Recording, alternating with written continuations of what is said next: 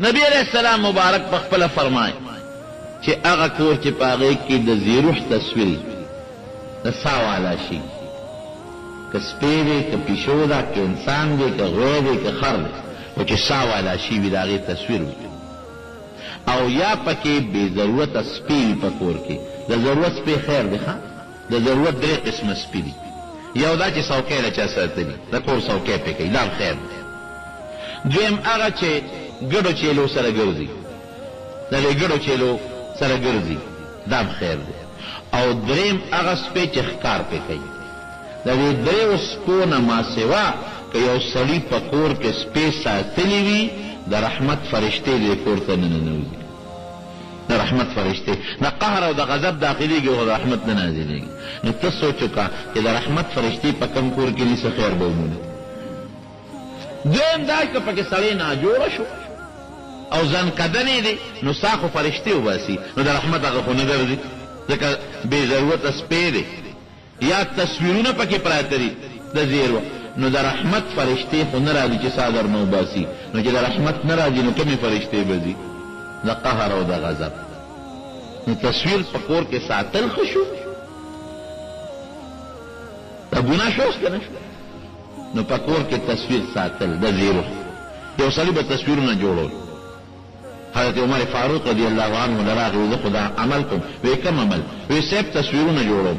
وی دا ګناه ده، ما د خپل حبیب نه اورېدلی دي چې کوم انسان تصویر جوړ کړه د زیرو، الله به د قیامت پر ورځ ده ته وایي شابه اوس پکې سا واچوه، سا خو پکې اچولی نه شي، الله به ونه عذاب ورکوي. نو سړي رنګ بدل شو او یو څو سویلې وکړو چې دا خو زما کاروبار دی، تجارت دی، زه به څه کوم؟ وایي که خامخا دا شی کې نو د غیر زیروح چې سا پکې دي د هغې جوړوه، د اونې نقشه جوړه کړه، د بلډینګ نقشه جوړه کړه، دا خیر دی. د پکي شکل جوړ کړه، د جومات نقشه جوړه کړه. خو چې کوم شي کې سا وي د سا د شي تصویر جوړول دا ګناه حرام دی. بالکل په کور کې ساتل حرام دی، جوړول حرام دی، په کیمره ایستل حرام دی، ځان سره ساتل حرام، دا ګناه ده. او د رحمت فرشتې نه ورځي هغه کور ته. یو څیز دی چې د ضرورت ته وخت چې بعض انسان ته ضرورت دی، نو بعضې وخت کې تصویر جایز دی، نیم ورې پوره نه. لکه په دې نوټ ته پاسه تصویر دی. اوس که دا ته وایي چې لکه دا خو تصویر دی، جیب کې نه ګرځو، نو سبا کې روپۍ ته ستا ضرورت دی، نوټ ته ضرورت دی، خامخا به جیب کې ګرځې، مونځ به مور سره کې د ضرورت لپاره دا شو. یا شناختی کارت جوړی، بې شناختی کارت حج له نشي تللی، یا پاسپورټ جوړی، بې پاسپورټه حج له نشي تللی. اوس دا ضرورت شو. نو د ضرورت لپاره بیا تصویر جایز دی، خو هغه تصویر چې نیمې ګورې پوره نه، چې داسې ځای کې دا تصویر پرې شوي وي، داسې ځای کې کټ شوي چې که انسان هغه ځای کې کټ کړي نو انسان ته جمدې نه پاتې کېږي. چې داسې ځای کې تصویر کټي هغه جایز، خو د ضرورت لپاره.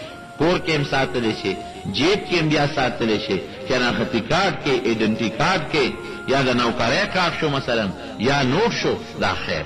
او ردې نه ما سوا تصویرونه جوړول په واده کې خلک ځان له وباسي په کیمرو باندې. ویډیو کیمرو فلم جوړ شو، عجیبه نخرې راوتې، ویډیو تصویرونه یا عام تصویرونه د مارونو دا ګناه ده. موږ د چا امتیان یو؟ د نبي علیه السلام مبارک. شیطان موبایل په موبایل کې د ضرورت لپاره، ضرورت لپاره که دې وساته مثلا نو خیر، خو بې ضرورته که داسې نقشې او ډانچې جوړی نو خیر. او د زیروح تصویر دا مکمل ګناه. نو موږ د ښکلي پیغمبر امتیان یو، د هغې په سنته به عمل کوو. د دنیا رواج ته به نه وایو چې دنیا کې اوس دا شی دی او دا خو اخبار دی او دا فلان کې دی، دا رواجونه دي، دا د شریعت خلاف څیزونه دي، د هغې نه به موږ ځان ساتو.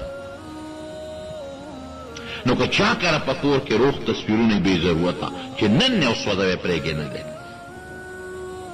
ته وایې دا خو مې د پلار فوټو دی، کور کې مې ساتلی دی، دا خو د فلانکي تصویر دی، ځان سره مې ساتلی دی، نو خیر پکې څه دی چې راوالې ورته ووایې لا به زړه خفه شي.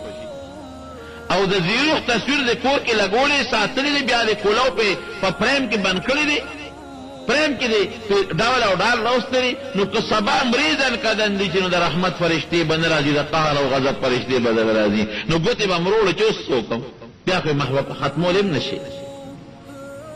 رونو بعضې خلکو په کورونو کې د ډول دپاره د چیلي او د ګټ سرونه د بوسو موسو ډک کړي او ساتلي وي، دا هم شته، هغې ته هم ضرورت ګناه ده.